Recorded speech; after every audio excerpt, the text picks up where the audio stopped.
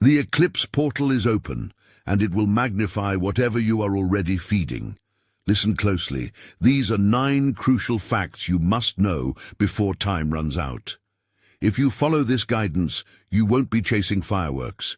You'll be steering a current that can accelerate what matters. Not because the sky makes it happen, but because it removes the fuzz and turns up the volume on what's already alive in you. Quick framing. Think of this eclipse as an amplifier, not a miracle machine. It intensifies momentum and temptation alike, brightens truth and highlights cracks. It doesn't require elaborate rites, special tools, or permission from anyone else. It requires an honest internal choice. Sincerity, decisive clarity, and small practical moves matter far more than performance. Stay with me to the end.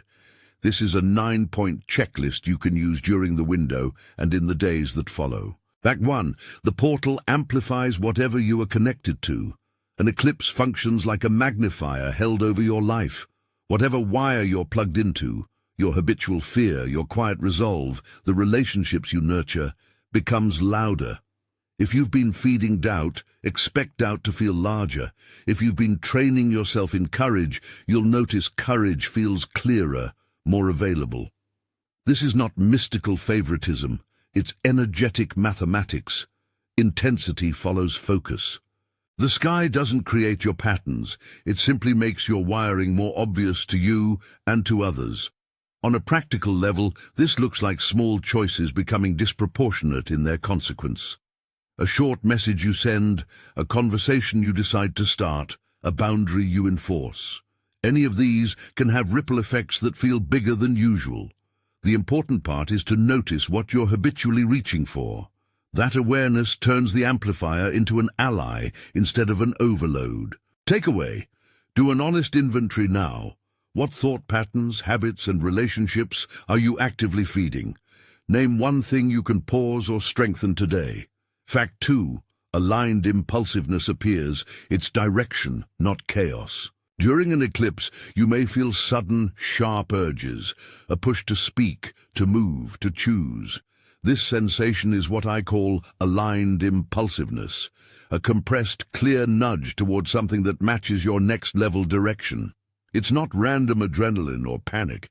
It's a quick, directional impulse that feels like truth rather than noise. The key difference is how it lands in your body. Aligned impulsiveness carries a sense of permission, a lowering of inner resistance, and often a future self-nod that says, yes, this moves you forward. That said, urgency is not the same as wisdom. A pulse of clarity can still be immature if it leaps from fear or from an attempt to avoid pain. So don't mistake speed for maturity. Let speed be your signal to apply the simple sanity checks. Does it move you toward growth, not toward repeating an old script? Does your future self nod rather than shake their head? Takeaway: when you feel a surge, ask one quick question. Does this move me toward growth or toward my patterns? Trust the direction that passes that test. Fact 3. Discernment. Forward impulses versus backward temptations. The amplifier makes both bravery and relapse feel potent. That's why discernment is the muscle you need now. Backward temptation wears familiarity and urgency like camouflage. It promises comfort, immediate relief, and familiarity, while forward impulses often demand a little stretch, risk, or reconfiguration. Pay attention to emotional color. Temptation tends to arrive with a familiar ache, a whisper of guilt softened into justification. Forward impulses arrive with a clarity that feels right, even if it's uncomfortable. Discernment also involves timing and context. A brave decision seasoned with structure and small steps is different from a dramatic escape dressed as liberation. You don't need to perform a heroic gesture to be real. You need to be sincere. Keep a simple filter. Does this choice expand your capacity, or merely repeat a pattern that once felt soothing? Takeaway: create a 2-question filter. Is this familiar comfort or healthy stretch? And will this expand my capacity? If both say yes, move with care. Fact 4.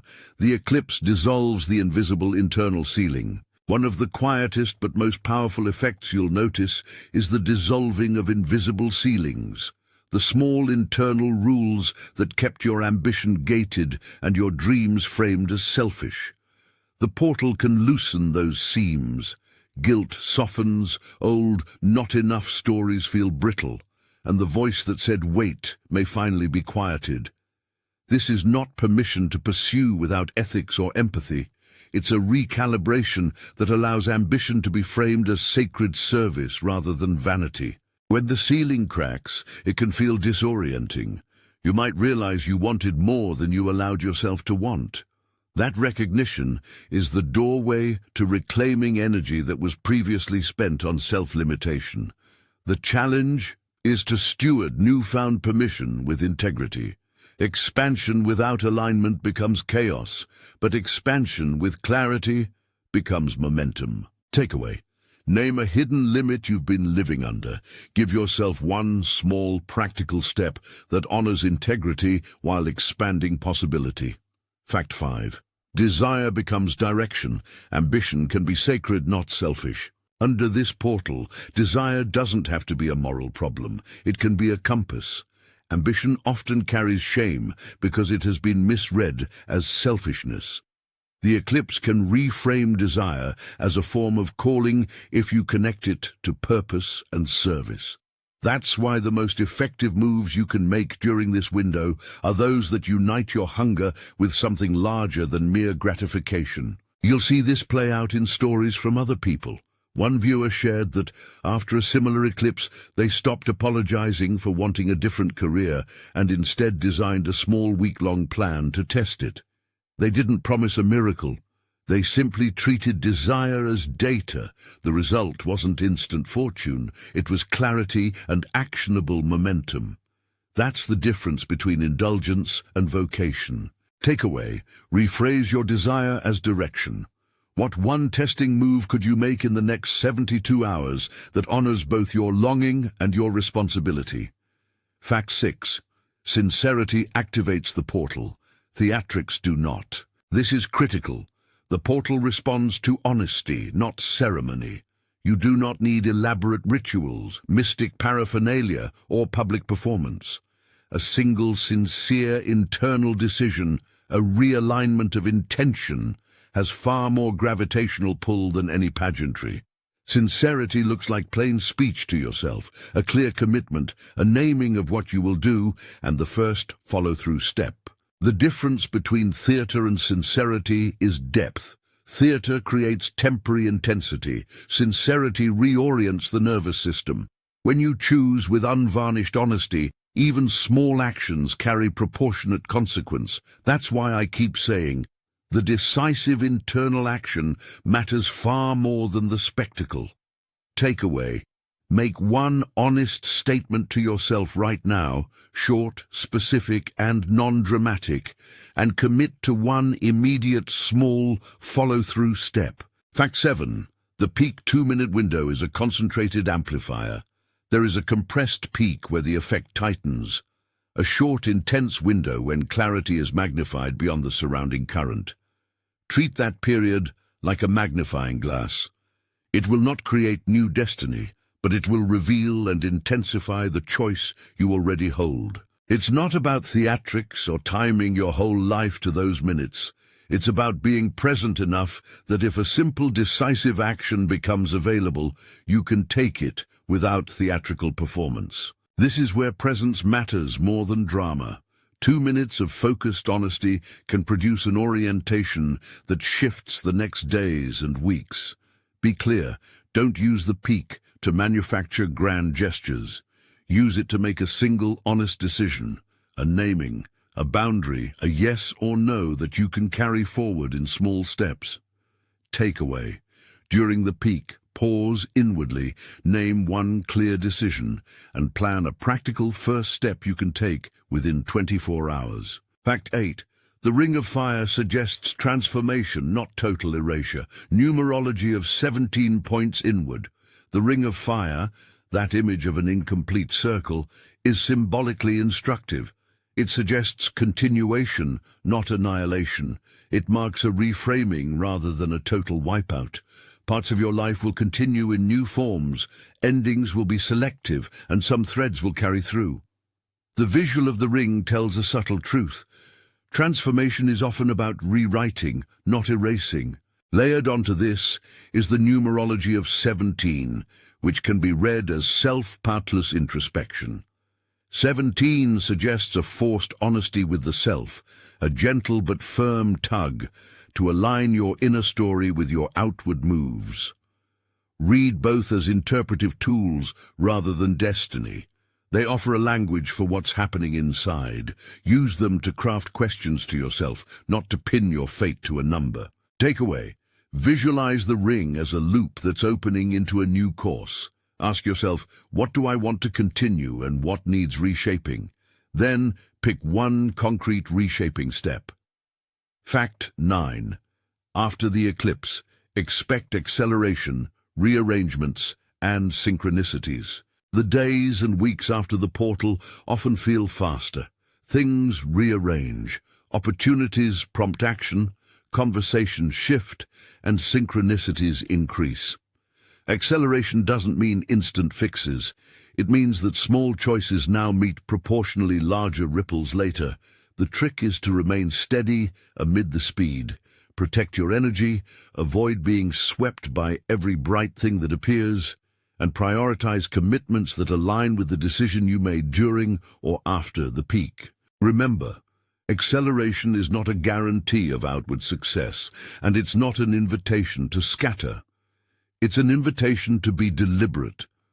The momentum you experience can be used to reinforce new habits, set healthier boundaries, and test the direction you chose with small, repeatable experiments.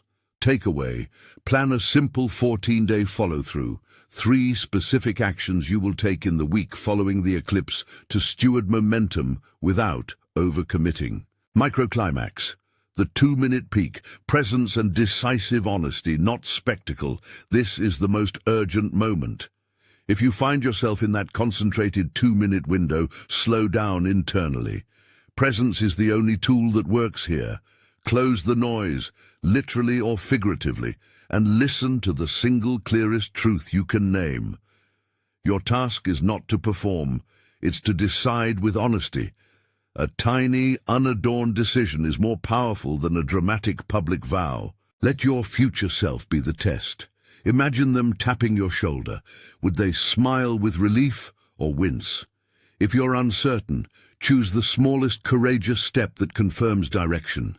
A message, a written boundary, a brief conversation, a one-day experiment. The goal is not perfection, it's alignment. Use the peak to calibrate, not to grandstand. Takeaway: if you have 2 minutes of clarity, spend them naming one honest decision and scheduling one real next step. Aftermath and encouragement: what to expect and how to steward it. After the portal closes, life often reorders with interesting speed. Old patterns may surface. That's normal. And not every bright sign is a gift. Expect rearrangements. Relationships might clarify, projects might accelerate, and money or logistics may take time to follow. Your responsibility is simple. Protect your energy, remove unnecessary drains, and keep the commitments you made in small, repeatable ways. Intentional isolation can be helpful in this phase. I mean isolation as a practical container. Short, deliberate periods without social noise to consolidate decisions and measure results. It's not withdrawal for avoidance. It's strategic focus. Pair that with accountability. Tell one trusted person about the small steps you pledged. That keeps momentum honest. Takeaway: choose one person you'll tell about your chosen step and schedule 2 short check-ins in the next 14 days to report on progress. Final guidance: practical discernment when the sky is louder. A few practical parameters to hold you steady. First, protect your boundaries.